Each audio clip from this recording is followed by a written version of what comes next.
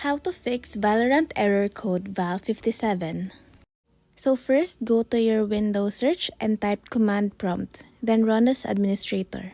Once you're here, just type sc space delete space vgc, and then this message will pop up.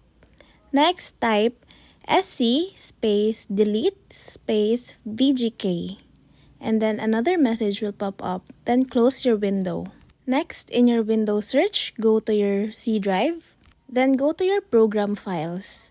In your program files, go find Riot Vanguard and delete it. Now if this message shows, then you cannot delete it because it's running in the background. So just go to your hidden icons and exit Riot Client and your Riot Vanguard. Then just go back to your File Explorer and delete Riot Vanguard again. Now after that, try restarting your PC and launch the game again. It would ask you to update, so just update it and boom! Your error is fixed. Hope this helps!